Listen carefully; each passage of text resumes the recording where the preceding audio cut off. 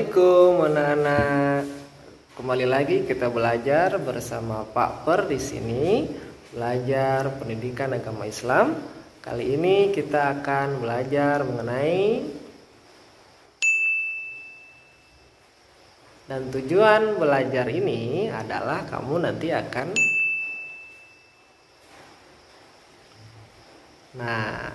itu ya.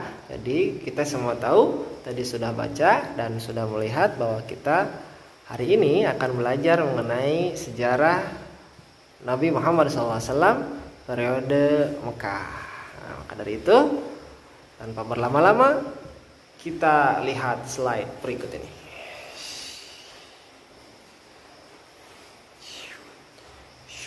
Oh nggak ada? Ya, boleh sekali lagi ya.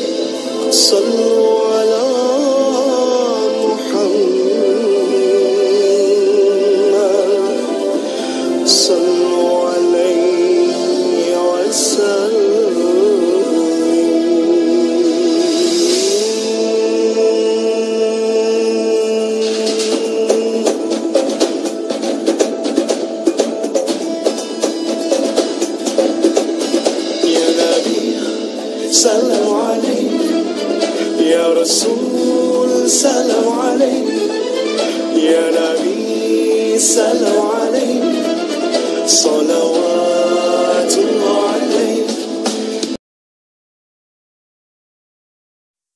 Baik anak-anakku sekalian, Allah Subhanahu wa taala memberikan wahyu pertama kepada Nabi Muhammad SAW dalam Quran surat Al-Alaq ayat 1 sampai 5.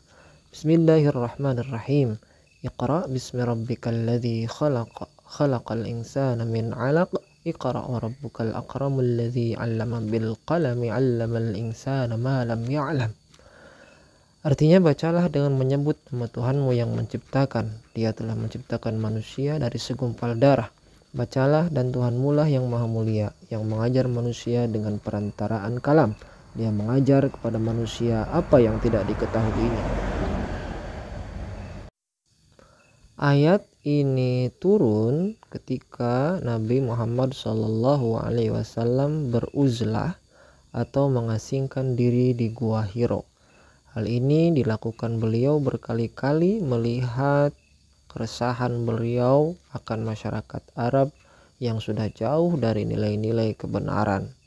Masyarakat Arab pada zaman itu masyarakat yang jahiliyah, sehingga wahyu pertama ini turun ketika Nabi di Gua Hiro pada tanggal 17 Ramadan, yaitu Quran surat Al-Alaq ayat 1 sampai 5. Inilah yang menandakan bahwa Nabi Muhammad SAW diangkat menjadi Rasul. Setelah Nabi Muhammad SAW bertemu dengan malaikat Jibril di Gua Hiro dengan wahyu pertamanya, Nabi Muhammad kaget dan merasa kedinginan, sehingga dia pulang menuju rumahnya, menemui Siti Khadijah istrinya, dan beliau meminta untuk berselimut. Lalu turunlah wahyu yang kedua, adalah Quran surat Al-Mudaththir. Kata Allah bahwa Allah memberikan instruksi pada Nabi Muhammad SAW untuk berdakwah, bangun dan berdakwah. Sehingga wahyu ini memerintahkan kepada Nabi Muhammad SAW untuk berdakwah.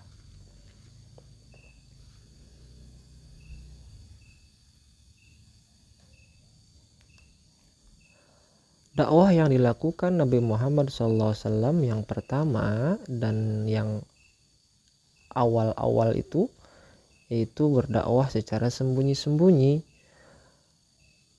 Jadi Nabi Muhammad SAW mengajak orang-orang yang terdekat dengannya. Tujuannya agar mereka yang lebih dulu percaya kepada Allah Subhanahu wa Ta'ala adalah orang-orang yang terdekat dengan beliau, sehingga beliau melakukan dakwah di rumah-rumah, dari pintu ke pintu. Pada saat itu yang pertama kali beliau melakukan dakwah itu di rumah Al-Arqam bin Abil Arqam Al-Akhzumi.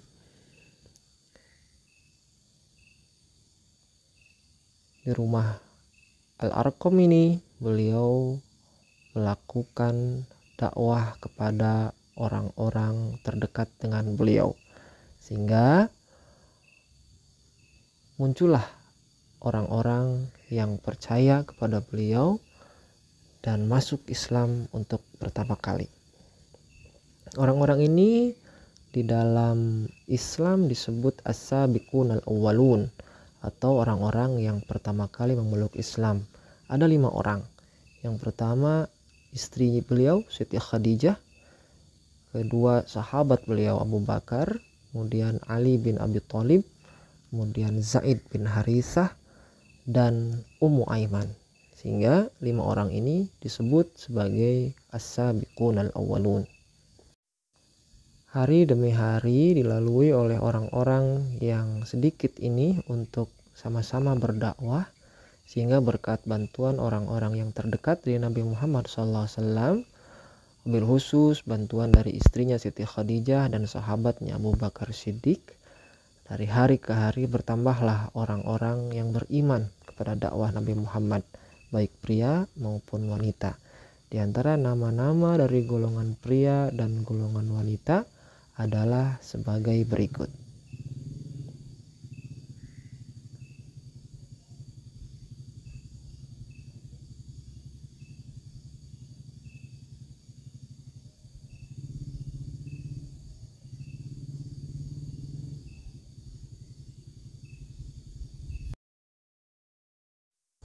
Setelah sekian lama Nabi Muhammad berdakwah secara sembunyi-sembunyi, maka turunlah perintah dakwah secara terang-terangan melalui wahyu Allah Subhanahu wa Ta'ala yang berbunyi, fasda' bima tu'maru wa a'rid 'anil musyrikin inna kafainakal mustahzi'in, yang artinya, maka sampaikanlah olehmu secara terang-terangan segala apa yang diperintahkan kepadamu dan berpalinglah dari orang-orang yang musyrik. Sesungguhnya kami memelihara daripada kejahatan orang-orang yang memperolok-olok kamu. Turun surat Al-Hijr ayat 94 sampai 95. Kemudian turun lagi wahyu selanjutnya yang memerintahkan Nabi Muhammad dakwah secara terang-terangan, yaitu Quran surat Asy-Syu'ara ayat 214 sampai 215. Setelah turun wahyu untuk berdakwah secara terang-terangan, maka beliau Nabi Muhammad SAW berdakwah secara terang-terangan, dimulai dari mengumpulkan seluruh sanak keluarganya di kaki gunung Sofa dan mengajak langsung mereka beriman kepada Allah. Tetapi seperti kita ketahui bahwa ada saja orang yang menolak dakwah Nabi, salah satunya adalah Abu Lahab.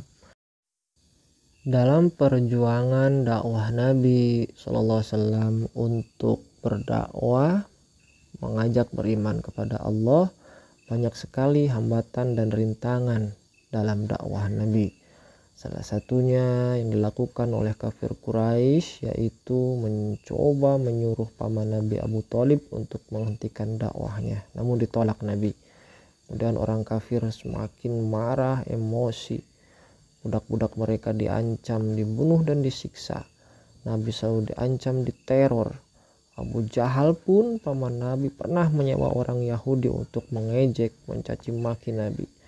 Tapi Allah memberikan hidayah kepada orang Yahudi itu masuk Islam, karena Nabi tak pernah melawan, tapi dilawan dengan keluhuran akhlak Nabi. Yang kita ketahui akhlak Nabi SAW adalah akhlak yang terbaik.